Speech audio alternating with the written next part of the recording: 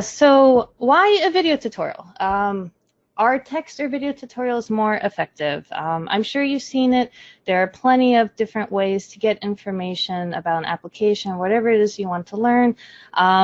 Text PDFs are also very popular for websites, but right now you can go to YouTube, search for tutorial, and you're going to find dozens, hundreds, thousands, millions. There's many out there. So is one more effective than the other?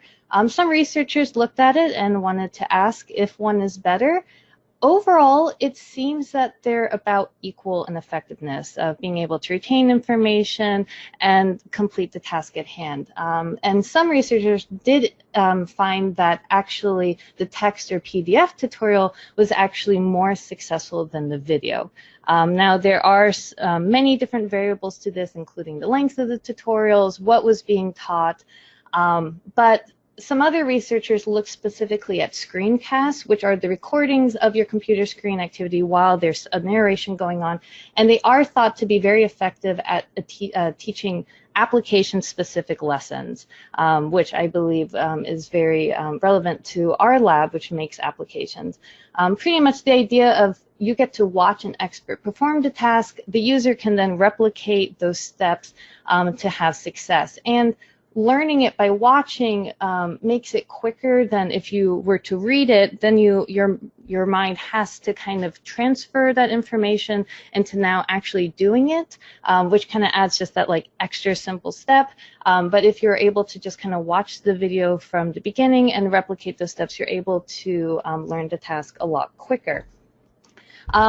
Additionally, I found an anecdotal account of a usability research group that was led by an engineer from Microsoft, and they had an application and they watched different users use it, and once they went to the help section, they asked what were they going to do. And they found that new users are more likely to click on the video tutorial than to go through any of the text options for assistance. However, intermediate users or people with more knowledge about the application were more likely to just skip the video and go straight to searching for whatever question they had, or just kind of using the find option to just look for the information.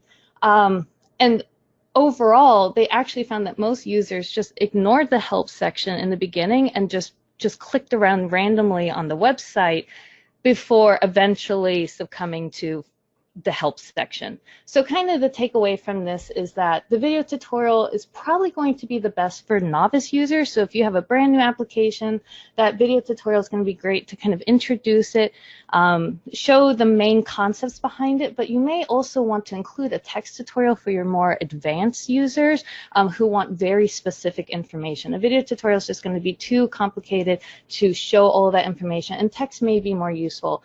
And overall, a good website and application design is really that first step in aiding your users in successfully navigating it. I'm not here to teach you about application design, but for some people you may really want to look into it. I've looked at the labs.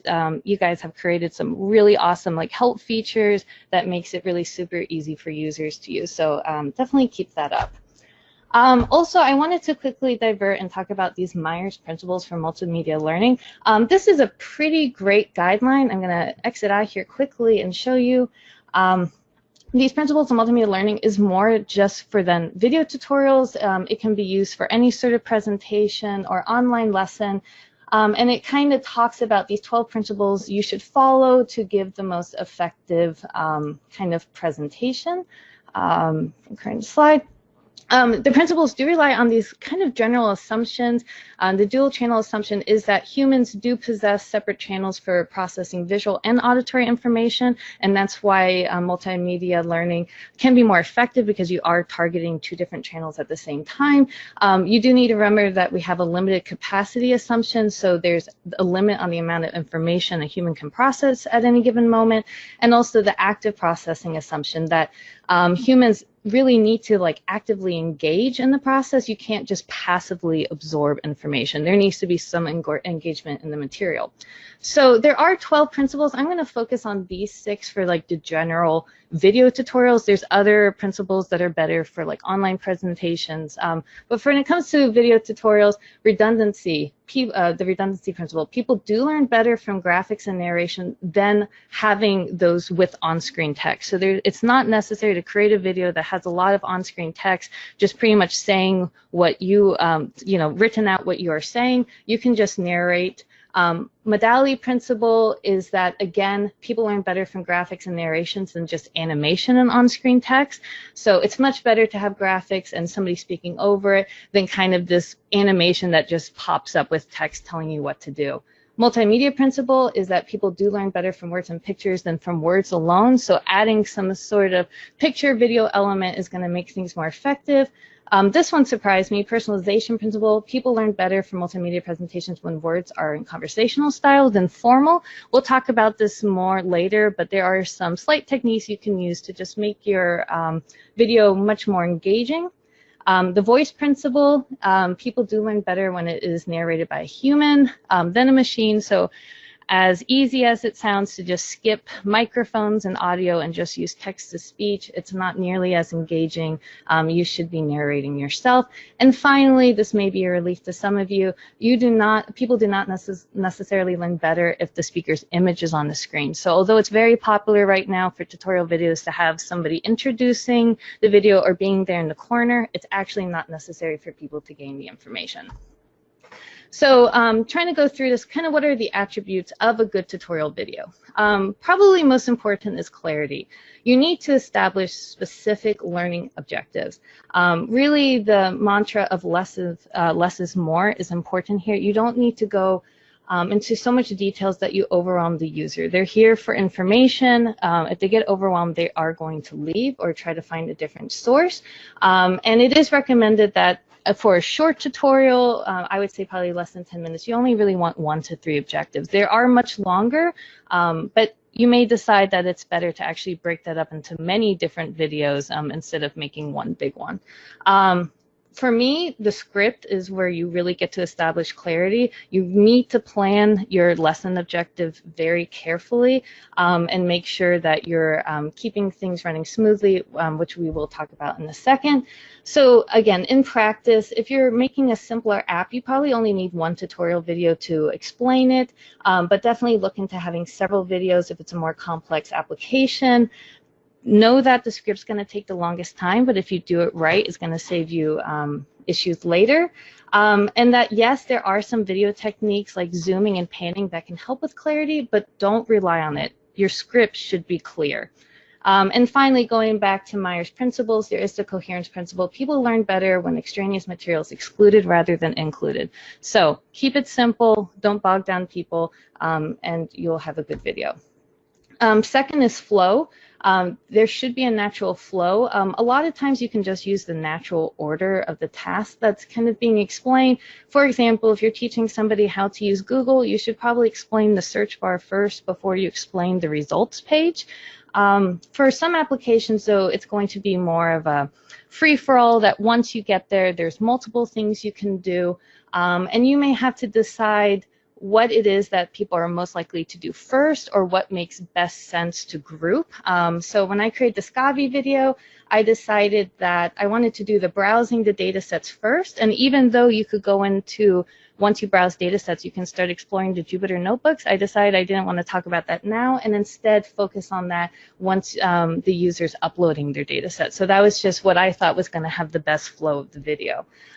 So in practice, this seems kind of common sense, but be faithful to your application.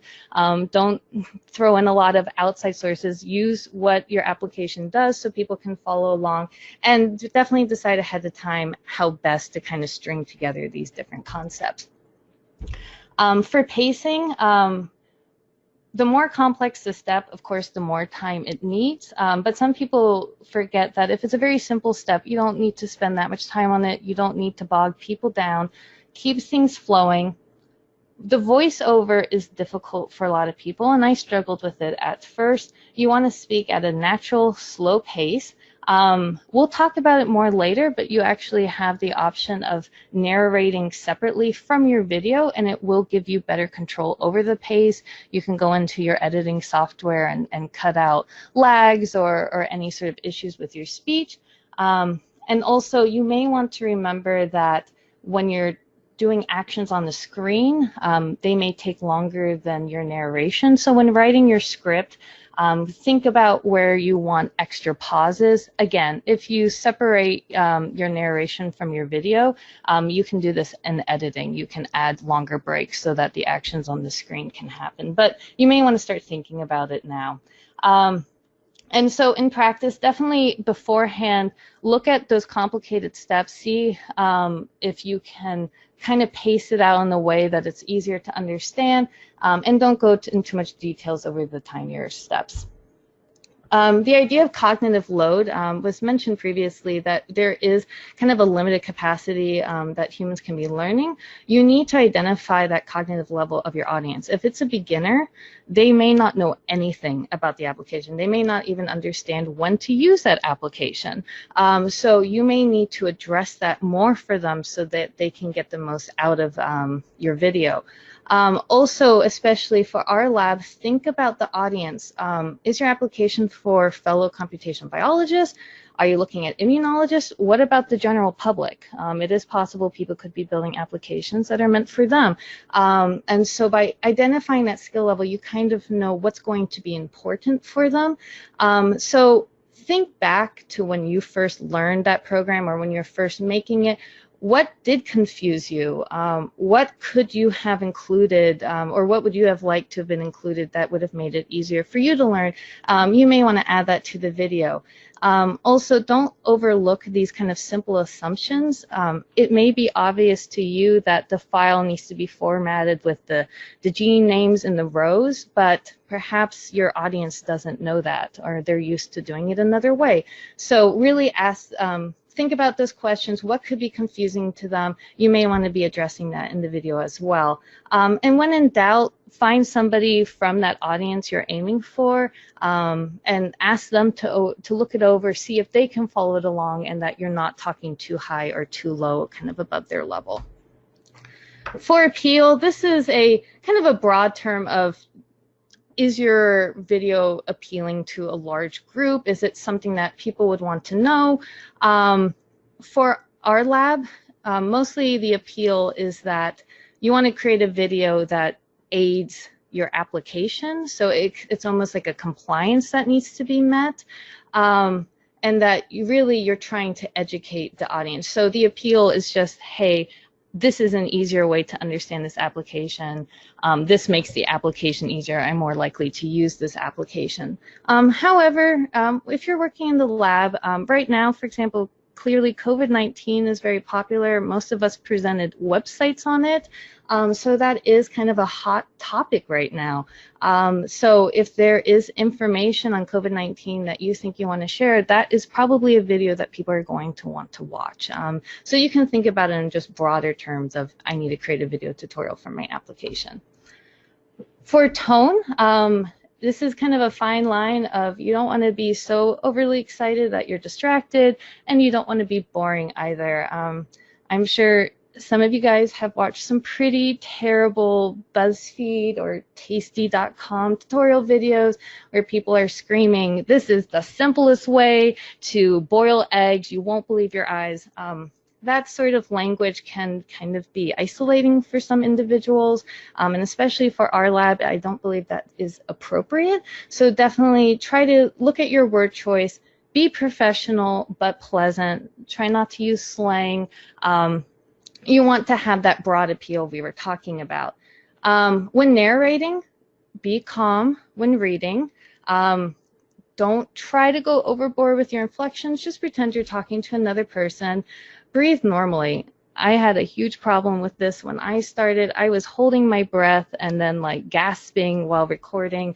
I don't know why, it's just kind of instinct. But a lot of practice of reading from that script made it a lot easier for me. I was able to calm down, and if you trust your microphone, which we'll get to in a bit, is going to cut out most of the breathing noises that you're worried about. And hey, try to smile while you read. It will come across in your voice. So in practice, we talked earlier about Meyer's principles about using a more informal language instead of like a formal one. And you can do this by using contractions in your speech, using that first or second person we are going to learn this today. You will be doing this. And then thank your audience, ask them, say please. It will make you come across as more friendly. And then finally, we have the presentation. It took us this long to get to this point. This is actually your video, the final product. It should look professional. I'm sure all of you at one point have searched for some obscure coding lesson, and you can see it's an amateur who's teaching you how to do it, and you're able to learn from it, but that can be off-putting to some individuals, or it can just be difficult to follow, or you're too busy skipping around trying to find the right information. So we want this to try to look as professional as possible. Keep your audio clear. Reduce mumbled speech or any additional noises. Again, we'll talk about that in a minute. Also, your video screen should be crisp and clear so people can actually follow along. This too can be established using different program settings. Zooming, panning can make instructions more clear, but don't add these special effects just because they're fun. That's very much a 1990s thing of adding the swirl effect. You don't need to do that. We are trying to teach individuals, not entertain them. And then also this includes where to place your video once it's done. YouTube is the go-to place right now, but I know the COVID crowdsourcing library has the link to the new tutorial up right now, so you can access it right from the application. Perhaps the video needs to be on some sort of academic website, or if you're submitting it to a conference, it could end up there too. So definitely look at the different sources you can place it. In practice, you may need some new equipment or software. We're going to talk about it. Some of it's free, some of it is not. So that is something to consider. And then, of course, definitely consider all the different places you can place the video. So we're at the point, let's talk about the tools. First is the script. This is the most important step. I'm going to talk a bit about my process. So when I'm instructed to make a video tutorial, the first thing I want to do is really look at that order. Where is it that I'm likely to go if I was a user? Why am I here? Because that's probably where I would go first. I start kind of writing out an outline. The difficult sections, I'll see if I can break it up into subsections. Sometimes the material can be a little redundant, so I have to decide where I want to put it. Again, those difficult steps, break it down, look at the details, like how does the file need formatted? Does it need to be saved a certain way? How can I show this to my audience? Many of our applications use graphs and charts and tables. That's a lot of information. How am I going to walk through that figure? So I need to think about those aspects as well. Is there other information on the website? A help section, a context section, a GitHub, how to cite the website, a link to an abstract. Maybe I want to point that out to the user. Once I kind of have my outline, I do begin writing the script.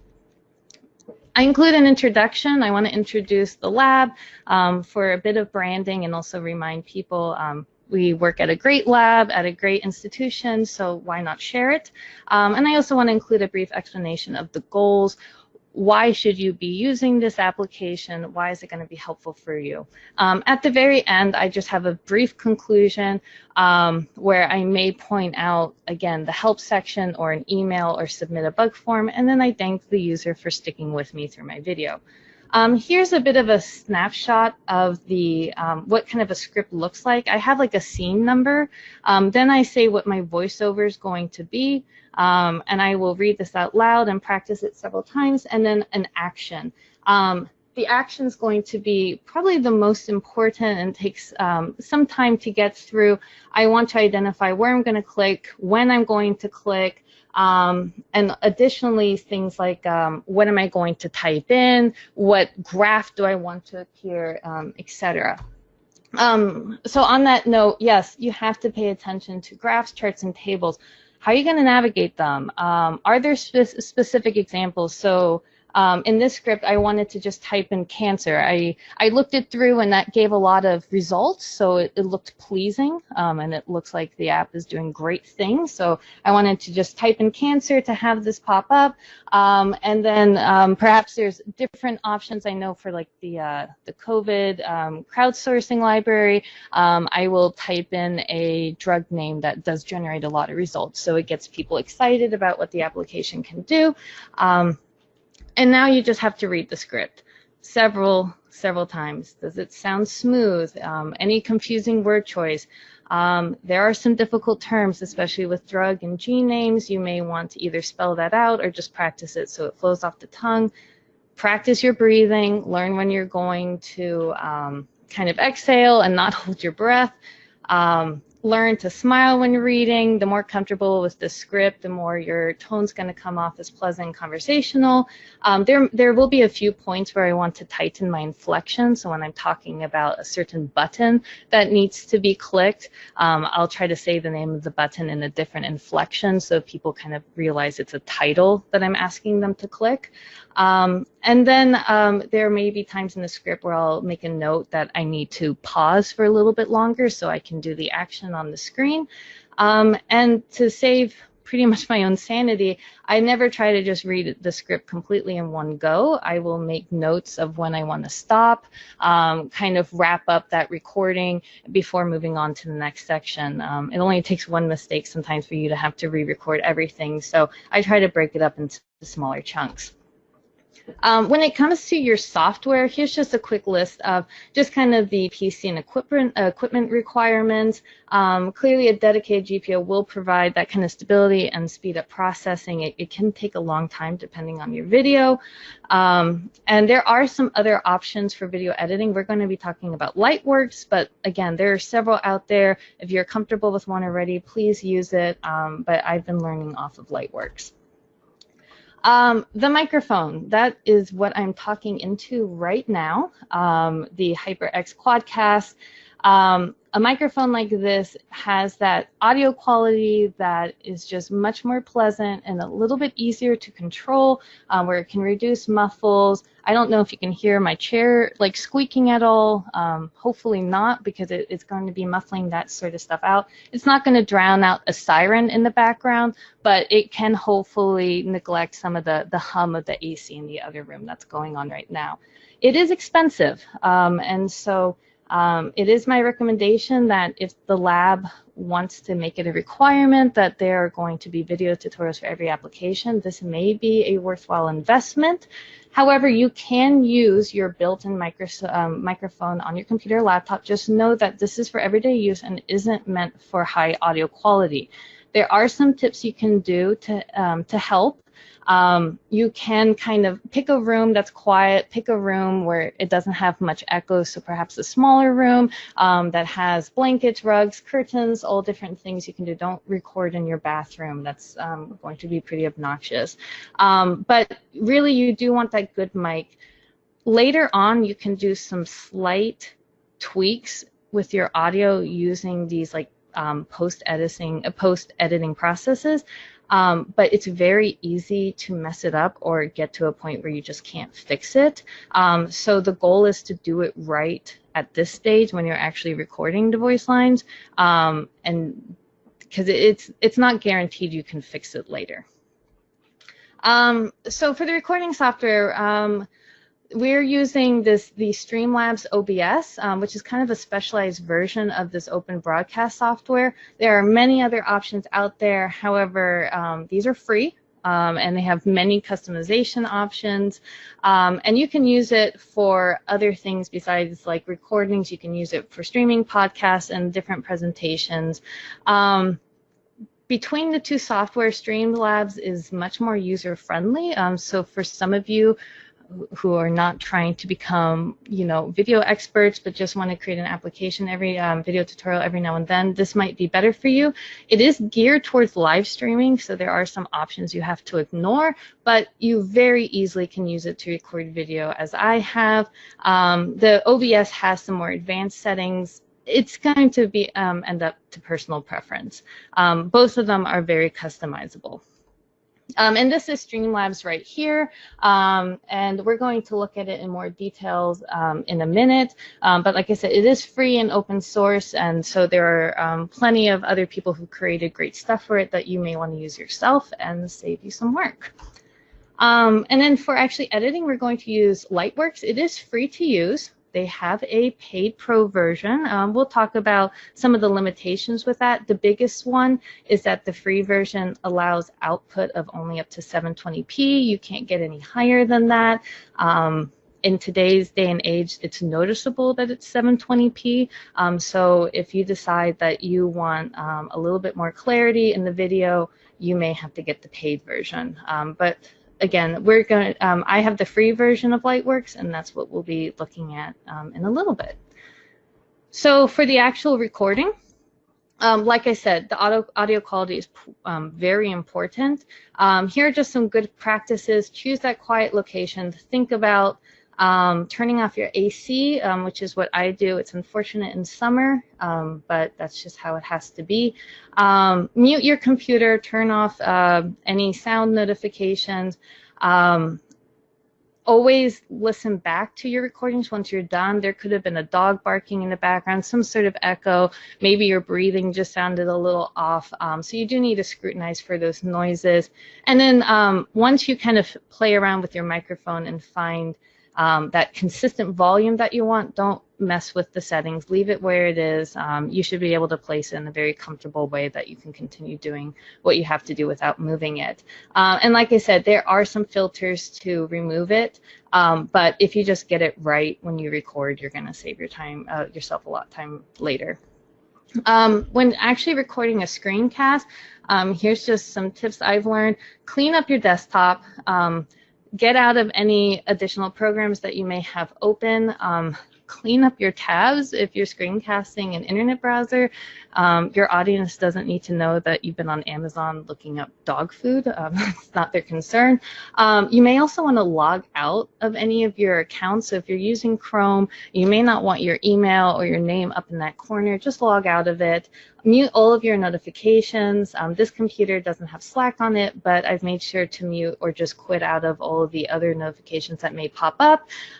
You also may want to check your wallpaper if you're switching between windows.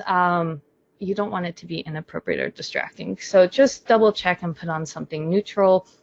When you're ready to record, have all your documents. If you need an Excel file to flip to, make sure that's available.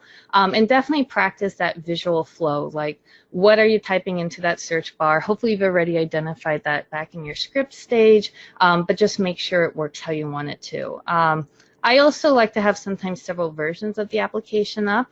For Scavi, there's some load time between like creating your Jupyter Notebook and the results. So I may just run through and just have several versions of Scavi up so that I can just quickly switch between them when I'm ready to record. When it comes to recording your narration and video, so you can choose to do it separately or together. I've done both. So when you record simultaneously, so you're narrating while doing the actions, it's very simple to edit in post-production, which we'll look at in a minute. But it can lead to more retakes because if I just have to mess up the mouse movement and suddenly I have to re-record everything, my narration included. And it's very difficult to do these screen actions when you're also looking to the left, reading off of a script. So this is the best for very short videos. This is what I did for the COVID library crowdsourcing site. Or you can record separately. And so now you can really focus in on your narration. You don't have to be concerned about what you're doing with your mouse. You can just focus on the script. Retakes are a lot simpler because, again, I only have, if I just mess up a speech, I can just kind of restart and not have to worry about what I did with the visuals. It can be a little bit more complicated to align the visuals and the audio in that post-production phase, but this is the better option just for longer or more complex videos. It is what I did for the Scavi tutorial. And just a quick tip on syncing audio with visuals. You do need to align them in post-production, so we can take advice from the movies and TV shows they use a clapper board. So you've seen it's that thing on the right where they scream and action and clap it, and there's information about the scene on the clapper board. What they're doing is they're looking, so that clapping noise creates a huge audio spike. And on the video, you'll see the visual cue of the clapper. So now the only thing you have to do is line the audio spike with the clapper on screen, and now everything is aligned. So this is what I like to do, is I kind of mimic it by making like a loud noise right when the action starts. So that's my clapping noise. And then in the web application, I may do something like I'll highlight text, and then as soon as I start, I'll just kind of click away so the highlight disappears, and that's kind of a visual cue that you know, it's time for me to line it up. Sometimes what I'll also do is, if I'm doing it separately, I'll narrate first and then listen to the audio recording and then perform the visual actions, so I kind of can time it better that way. So we're going to go into Streamlabs here in a minute, but I just quickly wanted to start looking at it. These are some Streamlabs settings. It's a little overwhelming at first, but once it's set up, it's quite simple. Important things to note is the recording path. This is where your recordings are going to be saved once you're done. So choose where you want them to be saved. Again, these are going to be very, very large files. So you may want to keep them more on like an HDD, anything that's going to have more space. And then here for the audio, there are some different audio options that you can choose, like stereo. It also lets you choose the audio device. You can choose this later as well, but here in the settings, you can just kind of choose which audio device you want. And like I said, you can also do it later in the setup phase if you don't want to do it now. And then finally here for video, the important thing is you'll see the base or canvas resolution and the output scaled resolution. Right now, 1080p is kind of the highest we can go. We do want them matching so that there's consistency kind of between the layer and the video output. So just make sure those are the same.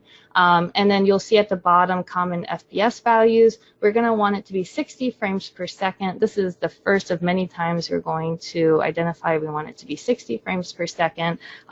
Make sure you don't forget one, because we want it to stay consistent across all the platforms. Like I said, we're going to go into this in a second, but this is kind of a preview of what it's going to look like. We have our scene selection over here on the left. This is just kind of saved presets, where you name it and then it kind of knows the sources it's going to capture. And then you do have your mixer on the right, which kind of tells you information about your audio. You'll be able to add different sources, which we'll talk about here in a second. You can see in the bottom left is the gear icon to open the settings. And then right next to test widgets, you'll see recording. You will click on that to begin the recording process. So when it comes to screencasting, getting started, we'll quickly walk through this. You're going to add a scene. Like I said, this is just generally your presets. And once you have it identified, you can the program quickly knows, like, okay, I'm going to capture from this microphone, I'm going to look at the Chrome tab, and I'm recording desktop audio as well. And then you can name it so you can refer back to it in the future. There are different sources that you can add so the computer knows what it's recording. Of course, you need the audio source, like your microphone. You have your video display, so whichever screen, if it's the entire desktop or just like Google Chrome that you want to be recorded. You can also include static images, so you can have the option of including the lab's logo in the bottom throughout the entire video. It just kind of hovers on top of whatever you're doing. You can easily set that up here if you want watermarks of the sort. And here's just a kind of a breakdown of the different sources. The red stars are kind of talked about more to the right, but like I said, images for watermarks. Display capture is capturing the entire screen. That's what GoToMeeting is doing right now. It's kind of display capturing. The audio input capture is where you talk about your microphone. Window capture is a very specific window. It can be Chrome browser, it can be an Excel window, it can be whatever it is that you want. And then the audio output, if you want the recording to capture the noises that your desktop is making, you want to identify that in the audio output capture as well. And so these are here for anybody who kind of wants to go back and look at it more thoroughly. We won't go into too much detail here, but these are kind of the instructions on how to select, for example, you want to add a microphone, how you can go to audio input, identify the source, which in this case is the HyperX mic, type in the name of the source, and then now you can click that device whenever you want for your scenes. Same thing for capturing a browser. So if we want to do a specific window browser, like we want to do kind of Google Chrome, we can create a new source. We're going to call it Chrome Capture for easier use. And then these are just some like nitpicky things, but you're just going to have to set it to match title, otherwise find window of executable. And then you can also identify whether you want the cursor to be seen or not. That is up to you. And then we have that mixer that was over at the bottom right. Generally, you'll see for the HyperX, which again, that's our microphone, we want it to be in the yellow bar. That's the sweet spot. If you see that the sound jumps into red, there may be some clipping involved. If it's down in green, you may just not be loud enough.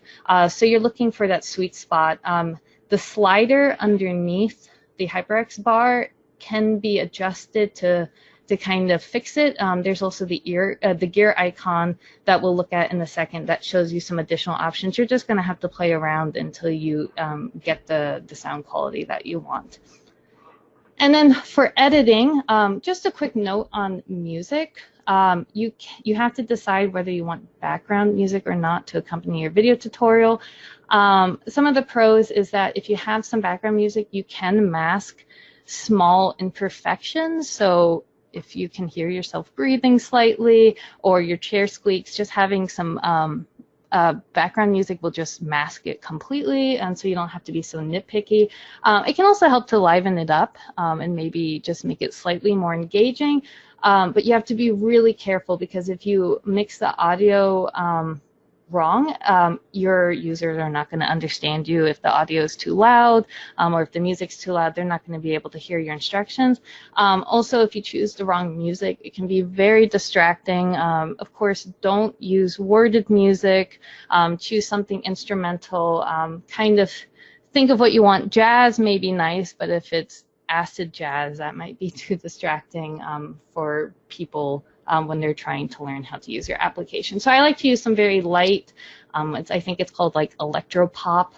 That's just, almost like elevator music, usually for videos that are like under 10 minutes. I haven't made one that's under 10 minutes, but I imagine that I wouldn't want, if it's longer than 10 minutes, I don't think I'd keep music for the entire time. I think it could get a little bit too repetitive. I would probably only keep it for like the opening and concluding sections. And this right here is Lightworks, and this is just a quick screenshot of what it looks like kind of finished. You can see this was for the COVID-generated gene and direct set library, and kind of what the end result looks like. So why don't we take a closer look? So first thing first, I just wanted to mention when it comes to music, Bensound is what I've been using. Their quality is really good and it's just enjoyable music, so I've been using them for now. They are limited in what is downloaded for free, so once I exhaust their music, I'll probably have to move to something like the Free Music Archive. These can start really fluctuating in quality and what you're looking for, so it's a lot more time consuming, but there's hundreds of different tracks, so if you have the time to do it, you can find some more interesting music. So right now we're going to go to Streamlabs. As you can see, so immediately to the right, you can see the mixers going off. It's because it is recording my microphone. We can see it's in this nice yellow section, which indicates that we're in pretty good audio quality. Hopefully I sound good to you guys right now. If you wanted to adjust the audio at all, like I said, there's the slider at the bottom that you can edit around, or you can click here on filters. And noise suppression or gain are kind of, or noise gate are all options. There's no real rhyme or reason that I've found so far. You just are going to have to explore and do some testing audio. Luckily, once you get it right, it should be able to save it. Put in the work in the beginning and you'll be rewarded later. So over to the left here, you'll see the gear icon. This is the settings I was talking about. Just to quickly go through some of them. For output, here's recording, and there's the recording path I talked about, where you can browse and find what where you want to save your recording. Here's also the recording format. So I know for me, Avi specified he wanted an MP4, so this is where I make sure it is in the MP4 format. And then here on video, as I mentioned earlier, here's the base resolution, and we do want the 1920 by 1080p to give us the 1080 resolution. And then here is the frames per second. Like I said, we want this to be 60, and we'll be keeping it at 60 several times. We're going to click here on Done when we have the settings we want, and that should save it. Now here to the left, we're going to look at the different scenes. Like I said, these are saved presets. Right now, it is on tutorial Chrome Capture. I don't know if you can see it. Here, let me go back to Chrome Capture. Yeah, I don't know if you can see it, but there is a yellow box around my screen. I don't know if you can see it or not, but it's really indicating that the Google Chrome is being captured right now. It's highlighting it, and you can see that it is still on the Free Music Archive. So whatever tab I have open is what it's going to show, but you can see it is also capturing tabs and other notifications. So just keep that in mind if there's anything up there you don't want seen. We can also capture the entire screen. So if we go down to tutorial screen capture, this is what GoToMeeting is doing for me right now. We are now capturing the entire screen, including us looking at capturing the entire screen. And so here at the sources to the right, you can see here display capture. So we added the source display capture so that with this preset, it knows to capture the entire screen. We also asked it to capture the HyperX mic. So we added that audio source. And so, like I said, once you created the scene and it's saved, you can go back whenever you want and it knows which sources to grab. It makes it much easier in the future. And then down here by the test widgets, like I said, this is the record button. You don't want to click the go live. That's if you're streaming. But for recording a video, you can just click record. When you're done, click record again, and you'll find your footage and whatever pathway that you saved. Okay, so let us move on to Lightworks. So this is Lightworks right now. We can see some different projects. We'll go into that in a second. If you want to create a new project, you click up here to create a new project. You can easily enter a name, my project. This is the second time you'll be choosing what frame rate. We want it to be 60 frames per second. And then at this point, you would just click create to get into it. However, I'm going to load up this example video. So if you have any projects you've been working on, you can just easily access it. So to kind of set the scene here, we are in the Edit tab. A lot of times it defaults to the Log tab, so move over to Edit. And I've already dragged over the recordings that I've made previously. So I have 2 recordings as kind of an example.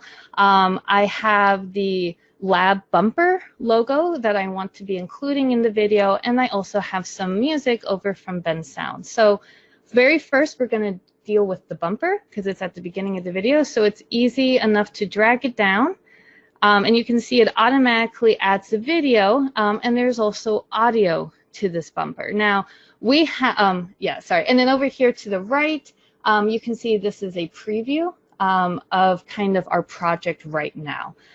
So as you drag this across on your timeline, you can see kind of where you are in the video. So this bumper has music, but we have our own music. So we're going to want to get rid of the music that's with the bumper. So how we're going to want to do that is we're going to first deselect the video. And now we're only dealing with the audio, and we're going to try to cut it out. And we do this by setting markers. So we'll set a marker at our current position, which is kind of here at the beginning of the audio. And then this button kind of moves you forward to the next cue mark. It's pretty much, it's very easy to just get you to the very end of whatever clip you're working with. So we're able to click that. We're going to set another marker right here, the out marker. So now it's highlighting kind of the audio all within this section. We're going to click here in the middle, and then you're going to see here that we're going to remove the mark section. So we'll click that, and boom, the audio is gone. Now, this was a pretty big chunk. You also could have just kind of selected it and hit delete, but you'll see soon that for more fine-tuning of editing, you are going to want to go through and use these markers. So we have our bumper. And then the next thing we're going to want is our first video clip. So we're going to go up and we're going to drag the beginning of our video. And this, for ease of teaching, I recorded over the video. So the narration and the visuals were recorded at the same time, so you can see that they were brought in together. Later we'll look at a project where they were done separately. And so the first thing we're going to want to do, and you're going to have to do this a lot, unfortunately the editing of the video is pretty simple but it's tedious, is we're going to cut out all of the dead space that occurred before I began talking. So we can look at our audio track and we can see that there was a little bit of shuffling around, but clearly we can see where I begin talking. So we're going to once again cut out the section. There shouldn't be anything in the video important before I start talking. So we're going to set a marker that we've done before. So we're setting the out marker, and now we're going to use the arrow to bring us to the very beginning of the clip. We will set a marker here. So now that entire section is highlighted. We're going to click in the middle, and now we are removing the section. And now you can see that we've removed pretty much all the audio and visuals before I began speaking in the presentation. And luckily it's very easy. We just have to drag this over to join the bumper. And now we will have a clip where you can see it very quickly just moves on to the video. Perhaps you want to add a transition of some sort or some sort of special effect. If you go up here to the tab, you'll see Video Effects View. You can click on that and you'll see your timeline is still down at the bottom. But here to the left, there's the plus, which is add a new effect. We're going to do a dissolve, just a very simple, once the bumper's over, it's going to dissolve us into the main page. We're going to drag that down, highlight it over our video, and you'll see it automatically kind of includes a dissolve there. And now if we play it, you'll see that it's going to dissolve between the bumper into our main page. And so now we can go back to edit.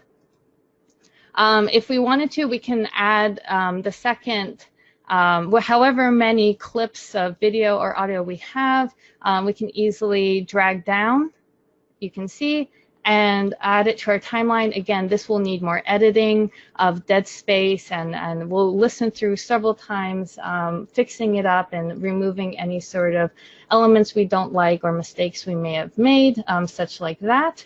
We can join it together, and then let's say finally you do decide that you wanted sound, that you do want some background music. So we have here our sound file.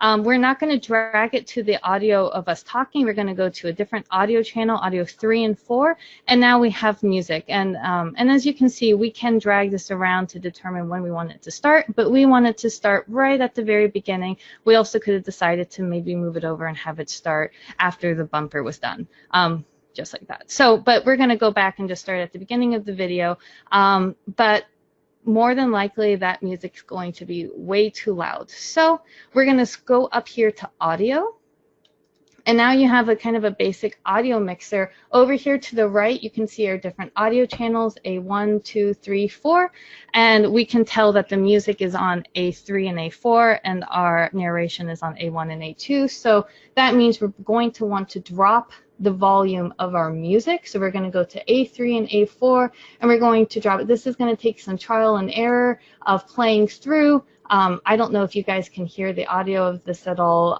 but we'll have to kind of decide how, again, that looks like it's a little bit too similar. So I'm just going to go back, drop it a little bit, and I'm just going to play with it until I have an audio that I find is appropriate. Like I said, this is a bit tedious, and going back to a previous project, I'll pull up the Scavi tutorial. So this is one where the visuals and narration were separate, so you can immediately see that I had to label the different parts. There's a lot more cutting, overlapping, definitely many more dissolves or transition effects, also including the sound, the background music, which had to repeat. So certainly several more elements, but it's the technique is the same. It just takes more work of just going through slowly and then fixing up the edits, mostly just by cutting, adding transitions, and adjusting volume. So, and then whenever we're done with the project, we're just going to, the video is going to need processed. So we're going to right click, we're going to go over to export. Now here you can see Pro labeled by most of these. That's because it requires the Pro version. For the free version, we are only allowed this option, which is the MP4, which luckily works for us. We would click that, and you can see an export screen. This is the final time that you need to identify that this is 60 frames per second. Also, again, this is where we see the limitations of the free version. 720p is the highest we can go, even though we were recording in 1080p. So if we had the Pro version, we could have kept that, that quality, but unfortunately, we do have to lower the size back to 720 due to the free version. And then for region, the ignore leading and trailing black, pretty much what that means is that at the end of videos, you'll see kind of the black section, and it just is going to ignore that. And it's just going to stop whenever the final audio or visual, at that time point, it's going to end. You'll start that up. The time can vary depending on your PC and how large the project is, but then you will get a file which you can then upload to something like YouTube. So I think that is it.